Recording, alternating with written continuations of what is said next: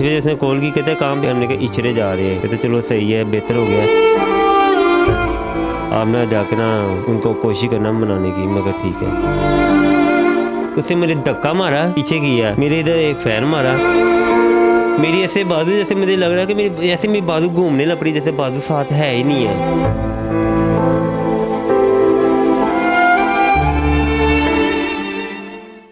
अस्सलाम वालेकुम नाजरीन, आप देख रहे हैं SNN TV में हूँ एहसन शहजाद। नाजरीन, लाहौर के इलाका समनाबाद में एक रोज़ कबल वाक़या पेश आता है। रिश्ता क्यों नहीं दिया, मंगेतर ने अपनी ही जान ले ली और साथ 2 आदमियों की भी जान ले ली गोलियां मार के। मेरे साथ इरफान मेरे साथ मौजूद हैं, इनसे बात करते हैं आखिरकार ये वाक़या है क्या। इरफान, मुझे बताएं कि रिश्तेदार था या कोई गैर थे, क्या मसला था? अपनी भी जान चली गई उसकी, औरों को भी 2 साथ ले गया और साथ लोगों को और भी ज़ख्मी कर दिया उसने। तो वजूहात, असल हकीकत है क्या? ये ना 2 साल हो गए थे, ये अब्बू ने रिश्ता किया हुआ था, तो शादी के लिए कहते, तब लड़का फैक्ट्री में काम करता था, तो अब्बू की डेथ हो गई, 7 माह हो गए, तो लड़के ने काम करना छोड़ दिया था कि मैं 7 माह से काम नहीं कर रहा था। तो जाहिर सी बात है, माँ बाप सर पे नहीं है, बहन भाइयों ने तो सोचना ये कि रिश्ता किया, लड़का कमाने वाला हो तो फिर ही हमने देना रिश्ता। तो वो मिन्नतें करते थे निकाह देने की, हम निकाह नहीं दे रहे थे, हमने इनको जवाब दे दिया था। तो घर में आके 2 दफ़ा लड़का है धमकियाँ, पहले मिन्नतें करता रहा, हमने कहा नहीं करना, काम काज नहीं करता था। फिर बहन भाइयों ने भी, हमने खुद भी भाई को कहा कर दो, उनके भाई भी नहीं मान रहा था, कहते मैंने करना ही नहीं। तो फिर उसके बाद रिश्ता ना होने की वजह से 2 हफ्ते पहले बहन ने भी जब राब्ते आए थे, जाहिर सी बात है लड़की और लड़के के आपस में राब्ते थे, बहन को समझाया कि नहीं करना, अगर उससे भाग के भी कर ले हम सब छूट देंगे। तो फिर वो बहन ने उसको 2 हफ्ते पहले सिम चेंज कर ली थी और नंबर बंद कर दिए थे, और क्या उससे यही कहा था आज से तुम्हारे रास्ते अलग है और मेरे रास्ते अलग है। लेकिन वो नंबर बंद वजह होने की वजह से वो उसको एक अनक आ गई थी कि अगर ये मेरी ना हो सकी, ये किसी की भी नहीं होगी। हालांकि भाई और भाभी ने ना जाके उनके घर आके मिन्नतें दोबारा की थी कि आपकी मेहरबानी है, आपका लड़का दोबारा हमारे घर आता है, आप उसको मना करो कि जब रिश्ता ख़त्म हो गया, अगर हम ये रिश्ता करेंगे तो मेरा बड़ा भाई छोड़ देगा। हम उसको समझाते पर वो नहीं मानता, वो यही कहता है कि लड़का काम काज नहीं करता। जब मंगनी की थी तो उस टाइम ख्याल नहीं आया था कि हम कर रहे हैं मंगनी वगैरह, रिश्ता जोड़ रहे हैं और लड़का क्या काम करता है बाद में? तब ये था कि जब 2 साल पहले रिश्ता ये मांग रहे थे ना, तब यही था कि वो फैक्ट्री में काम करता था। कि मैं पहले सुनने में ये था कि बाहर गया हुआ है, 2-3 महीनों के बाद वापस भी आ गया, कोई फ्रॉड था। उसके बाद फैक्ट्री में कहते काम कर, हमने फैक्ट्री में नहीं जाके देखा, तो फैक्ट्री में भी कुछ नहीं सीन था, कोई है नहीं था। फिर बाद में पता यही चला, पता करवाया, उन्होंने कहा लड़का वेला नखट्टू है, काम काज करते नहीं, आवारा लड़कों के साथ फिरता है। ये मामला थे, और ये 2 हफ्ते जब जवाब दे दिया, सारे मामला क्लियर हो गए, सुकून से ज़िंदगी गुजार रहे थे। वो जो सिस्टर थी वो भी राज़ी हो गई थी? ठीक है, वो यही चीज़ कह रही थी कि मैं, वो हालांकि लड़के ने कहा था कि हम भाग के शादी कर लेते हैं, लेकिन वो बहन यही कहती कि मैं सारी ज़िंदगी कमाती रही हूँ, तो मैंने भाग के शादी नहीं करनी है, मैंने इज़्ज़त के साथ। हाँ, ये भी कहती मैं करवाऊँगी तुम्हारे साथ, नहीं कि बहन भाइयों की एग्रीमेंट से, तो वो अगर रज़ा हैं तो ठीक है, नहीं तो मैं नहीं करवाऊँगी। तो बस वो लड़के को एक अनक आ गई थी कि अगर ये मेरी नहीं हो सकी, किसी की भी नहीं होगी। लड़का है कहाँ का, लाहौर का या लाहौर के बाहर का रहने वाला है? वैसे तो मौजूदा पता उनका है यूनाबाद में, उसका भाई और उसकी भाभी रहते हैं गिरवी मकान पे, उनके पास रहता है, और शमा पे उसकी एक बहन सिस्टर है, उसकी शादी हुई है। सुनने में तो यही आया था कि कसूर, पता है वहाँ पे कोई हवेली कोठी है, वहाँ पे कोई रहते हैं, वहाँ पे कोई है, घर है। ठीक है, जब आप लोगों की बात हुई, जब ये सारा कुछ हो गया, तो फिर क्या सुनने में आया कि क्या प्लानिंग हो रही थी, क्या क्या किया उसने? सुनने में यही आया था कि हमें भी फ़ोन करता था, हफ्ता 1.5 पहले हमें रोज़ाना फ़ोन करना, इसने मेरे साथ अच्छी नहीं की, ये किया। हमने कहा हम कुछ भी नहीं कर सकते, हाँ अगर बड़ा भाई एग्री होता है तो ठीक है, फिर हम ओके कर देते। जाहिर सी बात है वो बाप की जगह पे है, अगर वो नहीं एग्री है तो हम नहीं एग्री, वो हाँ हमारी हाँ है। तो हालांकि लगाना छोटे भाई ने पैसे, लेकिन माननी इसी की पड़ेगी। तो रोज़ाना फ़ोन करना, मेरे साथ इस तरह किया, मेरे साथ अच्छा नहीं किया, पूरी प्लानिंग में था। और ईस्टर से 1 दिन पहले भी कॉल की है, हमें यही कह रहा था कि आप जाओ इचरे जाके ईद करना। कोई बात नहीं, माँ बाप से मैंने कहा नाराज़गी, हमें उन्होंने दावत भी की, कहते फिर आप इचरे जाओ। भाई के घर गया यूनाबाद में, भाभी और भाई चर्च गए हुए थे, लेकिन ना फ़ोन किया भाई को, कहते मैं आपके घर आया था, आप है नहीं। कहते हम चर्च गए। कहते कब तक आना है? कहते हमारा कोई पता नहीं कब आए। कहते आपने इचरे नहीं जाना? कहते नहीं हमने इचरे जाना नहीं जाना, हमें नहीं पता, आप फिलहाल अब हमने नहीं आना। उसको तो ख़त्म करना चाहता था फैमिली ने कि वो बच गई। फिर जब ये वाक़या पेश आया तो यहाँ पे समनाबाद में जब आप बैठे हुए इस घर में, तो कितने लोग थे जब फायरिंग कर रहे थे? मैं वैसे बैंक स्टाफ पे रहने वाला हूँ, तो मेरी 3 बेटी हैं, तो मुझे जैसे 6-7 माह हुए मैं इधर से गया हूँ। पहले इधर ही जवान हुए, इधर ही शादी है, भाभी के साथ अम्मी अब्बू के साथ ही रहा हूँ, तो किसी वजह से गया था।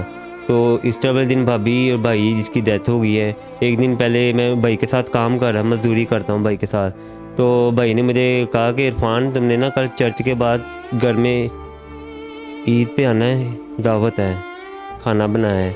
भाभी दूसरी को भी, भाई को भी कहा था, मेरी बेगम को भी कॉल करके कहा था कि तुमने घर आना है और आपकी दावत है। तो अगले दिन इसकी भी कॉल आती रही है, ये भी कहता रहा कि आप इचरे जाना। मेरी बेगम भी कहती नहीं हमने नहीं जाना, जाएंगे शाम को घंटे। कहते नहीं किस टाइम जाओगे, किस टाइम? 5 बजे का ना हमारा सर खपा करता रहा कि जाके वो हमें यही एंगल देता रहा कि जाकर आप रिश्ते के लिए मनाओ उनसे, नदीम भाई सरफराज को मनाओ। अब वो पूरी प्लानिंग में था। 5 बजे उसने कॉल की, कहते कहाँ पे? हमने कहा इचरे जा रहे हैं। कहते चलो सही है, बेहतर हो गया, आप ना जाकर ना उनको कोशिश करना मनाने की। मैं कहा ठीक है। इधर आए हैं 5 बजे, इधर भाभी बैठी हुई है, इधर हम बैठे हैं सोफे पे, बातें हो रही, हासा माहौल। कहती आप बहुत लेट आए, मैंने आपके लिए खाना बनाया था, ये वो मामला सारे चल रहे थे, खुशगवार माहौल था यानी कि। और भाई गए हुए थे बाहर कि इधर शादी किसी के घर में गए हुए थे। मुझे कॉल की कि इरफान कहाँ पे हो? मैंने कहा मैं घर आ गया हूँ। कहता अच्छा चलो मैं थोड़ी देर तक करा रहा हूँ। भाभी कहती है अब आप आए बहुत लेट हो, चलो मैं 2 घंटे रुक जाती हूँ, मैंने अपनी अम्मी की तरफ जाना था। अम्मी मेरी दूसरी इधर ही थी, सिस्टर मेरी सोई हुई थी जिसकी मंगनी टूट गई थी। 6 बज के कुछ 10 मिनट का टाइम था, रोज़ा खुलने में सिर्फ 2 मिनट या 5 मिनट का था। दरवाज़ा लॉक हुआ। इधर हमने ना ये कुंडी लगाई हुई थी, एक डॉगी रखा हुआ था भाई छोटा सा, तो इधर से आते भाई की बेटी 7 साल की, वो भाग के बाहर कुंडी खोल के आई है, तो खोल के वो भाग के अंदर गई, उसकी आदत थी वो खोल के भाग देती अंदर।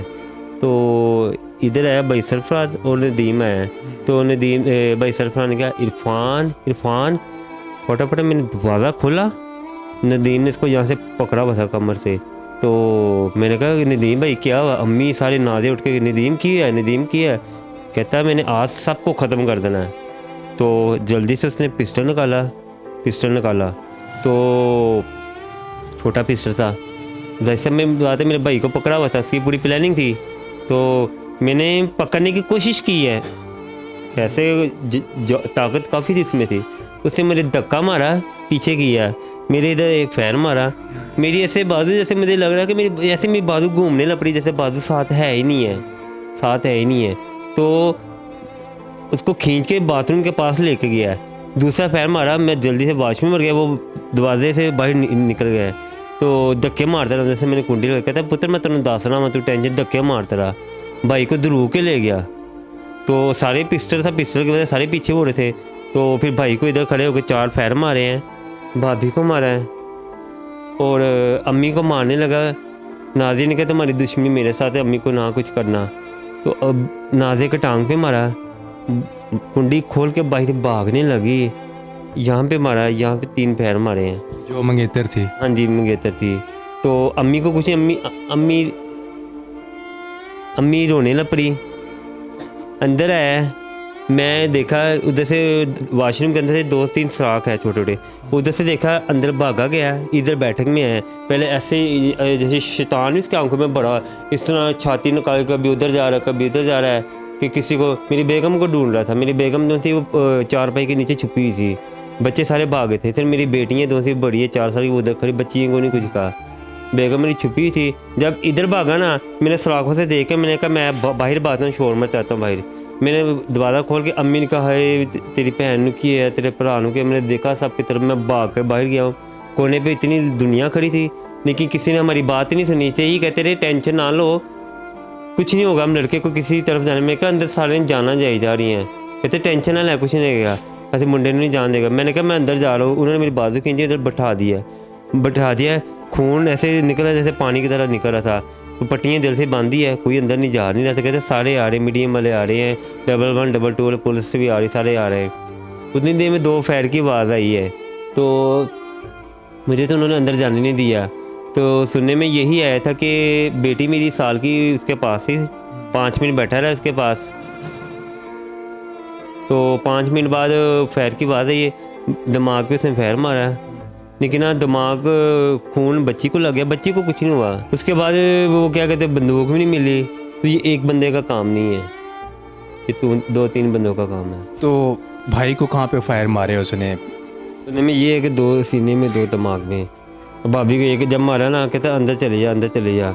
वो जब शोहर को मारा वो भागी फिर आई, फिर वहाँ पे मारा, वहाँ पे जहाँ पे वो लेटी थी ना, वहाँ पे लेट गई थी। उसके जो बहन भाई हैं, वालिदैन है, वो गिरफ्तार हुए उसकी फैमिली में से? अभी सुनने में तो यही है कि उसकी बहन है कि क्षमा पे रहती है, उसको पकड़ लिया है। उसकी डेड बॉडी जो थी वो अभी सर्द खाने में जो सा आएगा उसको पकड़ लेंगे, सारे फरार हो गए हैं। तो जो लोग ज़ख्मी हुए हैं, हॉस्पिटल में एडमिट हैं, उनकी तबीयत कैसी है? बहन तो अभी सीरियस ही है, सीरियस है। दोनों सीरियस हैं अभी?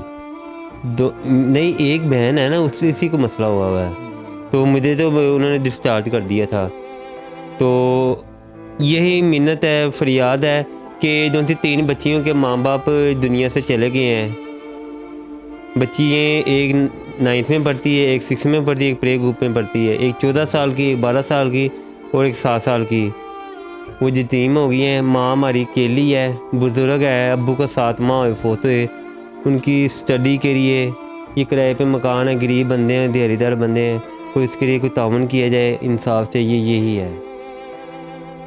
पुलिस कितना ताउन कर रही है आप लोगों से?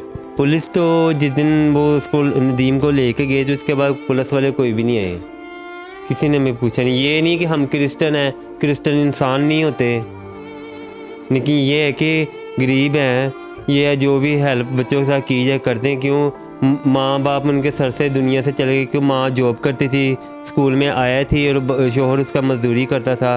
वो दोनों सर से उठ के अच्छी लाइफ गुजार रहे थे, बच्चियों के मुस्तकिल ख़राब हो गए हैं। आप लोग थाने में दोबारा गए नहीं? ये इस चीज़ का मुझे नहीं पता, क्यों मेरा खुद बाजू का मसला, मैं घर में बैठ गया हूँ। भाई हॉस्पिटल में जा रहा है, कभी कहीं जा रहा है, कभी कहीं जा रहा है। अभी कल रात को दूसरी भाभी और भाई को दफनाया है। किससे इंसाफ की आप अपील करेंगे? आप इंसाफ से यही है कि हमें इंसाफ मिल जाए। जिनके माँ बाप चल गए वो दोबारा तो नहीं आएंगे, लेकिन यही है कि उनसे बच्चियों की पढ़ाई चल रही है, बच्चियों के लिए कुछ हल हो। या जो सा ये घर किराए पे है, ये है इतना किराया, ये अब जो सी बहन जॉब करती थी वो भी अब 4 रुपये पे लेट गई है, सीरियस हालत में है। अम्मी अकेली है, अब यहाँ तो घर ले दे कोई छोटा सा, तो यहाँ वो बच्चियों की पढ़ाई के लिए कर दे। हम क्रिश्चियन रहने की, क्रिश्चियन कोई इंसान नहीं होते, कोई हेल्प की जाए बस। नाज़रीन, आपने इरफान की बातें सुनी। आला हुकाम से रिक्वेस्ट कर रहे हैं, इतना कुछ हो गया, पूरा ख़ानदान उजड़ गया, पीछे बचा कुछ नहीं, बच्चियाँ छोटी छोटी यतीम हो गई, उनके ऊपर जिसका सहारा था वो भी चला गया। तो रिक्वेस्ट कर रहे हैं, घर की रिक्वेस्ट कर रहे हैं, इंसाफ की रिक्वेस्ट कर रहे हैं। मेरा कोई भी ये प्रोग्राम देख रहा है, कोई भी है, तो इनको इंसाफ दिलवाएं, इरफान को इंसाफ दिलवाएं, इरफान की फैमिली को इंसाफ दिलवाएं। जो मुल्ज़मान हैं उनको गिरफ़्तार किया जाए और पुलिस भी तावन करे। नाज़रीन, मुझे दीजिए इजाज़त। अल्लाह हाफ़िज़।